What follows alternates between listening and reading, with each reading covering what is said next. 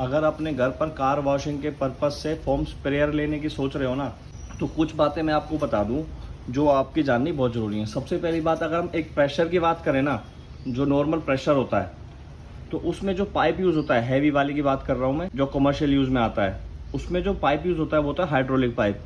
ऐसे होता है ये, रबड़ और बीच में आयरन की वायरिंग। अब सोचो इसके अंदर कितना एयर प्रेशर चलता होगा जो फोम जनरेट करता होगा। और अगर मैं इसकी फ़िल्टर की बात करूं, ये मैश फ़िल्टर है, ये इतना हार्ड है, प्रेस भी नहीं हो रहा, बिल्कुल स्टील का है।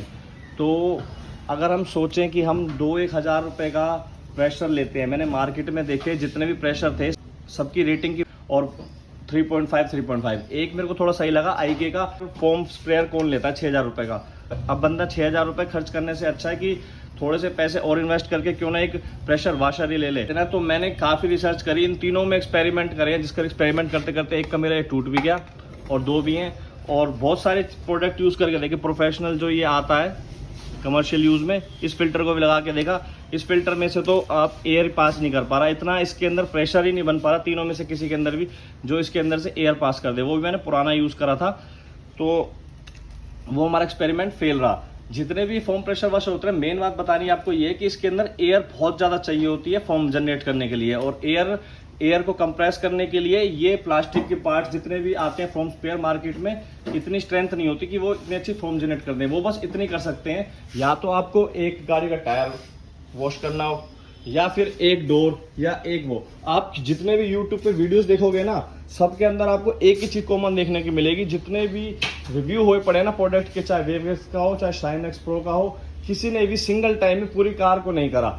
अगर जब हमने करना ही ऐसा है कि हाफ गाड़ी करनी है, उसके बाद फिर फोम को मतलब एयर को प्रेशर बनाना है बार बार, तो उससे अच्छा यही है ना कि हम खुद ही बना ले।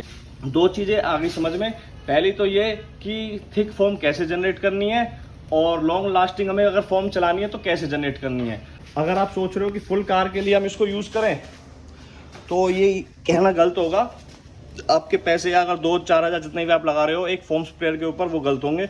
आप खुद से बना सकते हो और बहुत इजीली बन जाता है, और वो मैं आपको बताता हूँ कि कैसे बनाना है इसको। आप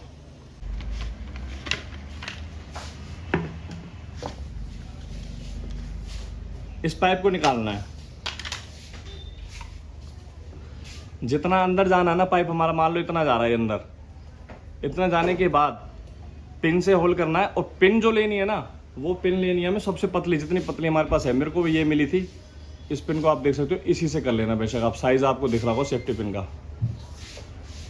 एक होल तो करना है हमें इस साइड, और ये होल आर पार नहीं करना है, सिर्फ एक साइड तक रखना है बस। इसको आर पार नहीं करना, एक साइड करना है, पार नहीं करना है इस होल को। सेम ये इसकी नीचे वाली साइड ले लेनी है, और नीचे वाली साइड भी दो होल कर लेने हैं, 1 2, ये 2 होल कर लेने हैं। और दोनों होल ये भी आर पार नहीं करने, ऊपर नीचे करने हैं, आमने सामने नहीं करने। इससे क्या होगा, अलग अलग स्पेस से जब मिक्सचर जाएगा ना, एयर सक करेगा, तो उससे ये होगा हमारे शैम्पू के साथ एयर की मिक्सिंग ज़्यादा अच्छी होगी, तो फोम अच्छी ज़्यादा जनरेट होगी। अब मैंने 2 इसलिए करे हैं, एक इस साइड करा है, 2 इस साइड करे हैं। जब हम इसके अंदर डालेंगे, अगर ये तो पानी में चला जाएगा, नीचे अंदर शैम्पू में चला जाएगा अंदर, जो ऊपर का है यहाँ से अगर सिंगल होल से सक करेगा एयर को, तो कम एयर सक करेगा, तो फोम जो हमारी जनरेट होगी वो तो होगी हमारी थिन। और जब हम इसको उल्टा, इसी पाइप को ही उल्टा करके लगा देंगे, ऐसे इसको उल्टा करके लगा देंगे, तो यहाँ पे हमारे 2 होल, तो यहाँ से क्या होगा, फोम थोड़ी थिक जनरेट होगी। ये तो हो गया हमारा अंदर का काम। अब करते हैं बाहर की बात। इसको हमें खोल लेना है, खोलने के बाद इसको सेम यहीं पे रखना है, इसमें कुछ करना ही नहीं है। इसके अंदर जो स्पेस दिख रहा है ना, बस इसके अंदर में क्या करना है, एक स्क्रोच बाइट का ग्रीन वाला आएगा, स्पार्कल्स वाला, ये लेना है। और अगर देखें ना, इसको एक साइड से तो सॉफ्ट है, इस साइड से कुछ नहीं करना, एक साइड से थोड़ा हार्ड है। इस हार्ड वाले को थोड़ा सा सॉफ्ट कर लेना है, यहाँ से हल्का हल्का सा ऐसे उखाड़ लेना है, ऐसे उखाड़ लेना हल्का हल्का सा। और इतना जितना पीस आपकी, जो भी आप स्प्रे बोतल ले रहे हो, कोशिश ये करो ये वाली लेनी है जिसमें ये वाला कैप लगता हो, ऐसे चूड़ियों और उस पर कसता हो। तो उसमें ये जो स्पेस हो साफ दिख जाएगा। आप ऑनलाइन परचेस करोगे ये वाला स्पेस होना चाहिए, बस। उसके बाद कुछ नहीं करना, ये इसके अंदर डाल देना है। ज़्यादा कुछ टाइट भी नहीं करना है इसको, जैसा जैसा है ना उस ऊपर का जो एक हार्ड वाला सरफेस है वो हटाने के बाद ये साइड से मैंने हटा दिया है, इसको सेम एज इट इज़ डाल देना इसके अंदर। इसको लगाना है, ये हो गया हमारा फोम स्प्रेयर सेट। आपको चाहिए कि भाई इसमें लॉन्ग टाइम तक चलता रहे, तो उसके लिए मैं आपको एक सिस्टम और बताता हूँ। ये जो जिस पे टायर इन्फ्लेटर हो ना, वो यहाँ पे आप जैसे ये बाइक का ही होता है जो बॉडी का वाल, ये यहाँ पे सेट करवा सकते हो। प्रेशर सेट करने के बाद इसको रेगुलर यूज़ कर सकते हो नॉन स्टॉप, तो भी ये कामयाब हो जाएगा। पर उसके लिए बड़ा लो तो बेटर, ये लो इसे छोटे में भी ये काम हो जाएगा, पर जब इतना इन्फ्लेटर से कनेक्ट करना ही है तो फिर बड़े में ज़्यादा एक्सपेरिमेंट करना ठीक रहेगा। छोटा लो, छोटा ले सकते हो। अब एक बार मैं आपको दोनों साइड का रिजल्ट कर चेक करके दिखाता हूँ, दोनों साइड का रिजल्ट क्या है। शैम्पू सोल्यूशन अपना बन के रेडी हो चुका है। शैम्पू यूज़ हमने करा अपना वेवेक्स का। एक बात मैंने शैम्पू की देखी है, इसकी फोम कुछ ज़्यादा थिक नहीं होती है। बाकी देखते हैं हमारा क्या रिजल्ट आता है, करते हैं ट्राई। कल जो हमने सिंगल होल के बाद वीडियो शूट करी थी वो डिलीट हो गई थी, तो अब दोबारा से कर रहे हैं इसको हम।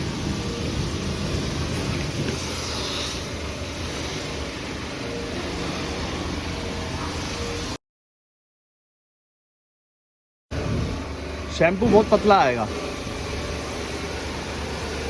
लेकिन सिंगल टाइम में पूरी गाड़ी कर सकते हैं इससे हम।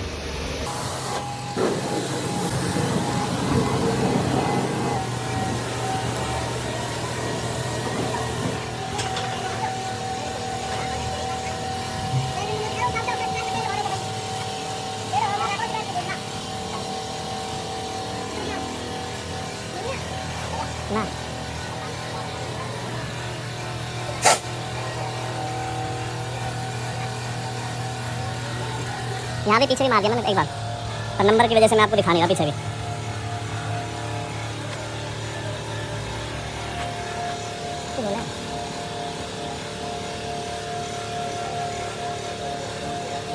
तीसरी बार गाड़ी कवर हो चुकी है अपनी एक साइड से, मतलब सिंगल साइड मार चुके हैं हम एक बार, पूरी गाड़ी हो चुकी है। सिंगल होल पिन का ये फ़ायदा है कि ये ख़त्म ही नहीं होता।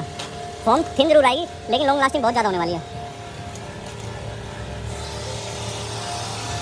अब जाके कम हो रहा है, अब भी चल रहा है।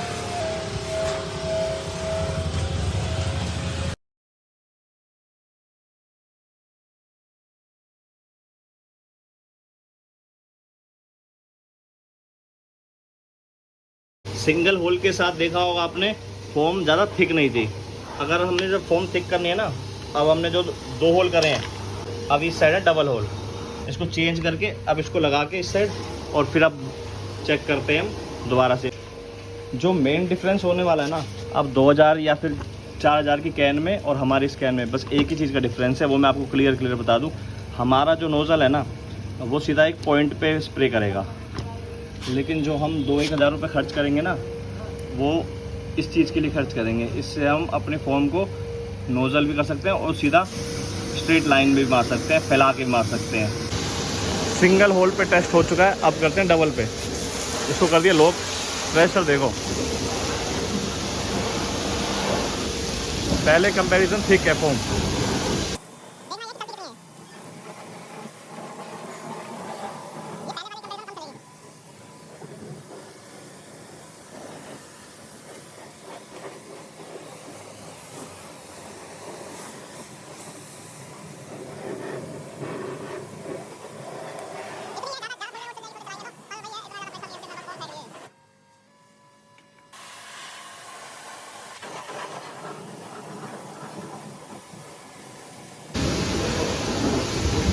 अब मेन चीज़ बताने की ये थी, जो कि हर किसी फोम स्प्रेयर में होती है।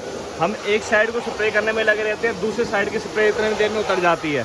तो मेन जो मेरे को बताने का था कि भाई अगर कार वॉशिंग के लिए प्रॉपर के लिए ले रहे हो, ये कोई भी स्प्रेयर आप खरीद रहे हो, तो कोई उसके फ़ायदा नहीं है। आप 2 डोर या 3 डोर एक साइड से करोगे, इतने में दूसरी साइड की फोम उतर लेगी, पूरी गाड़ी कर नहीं पाओगे।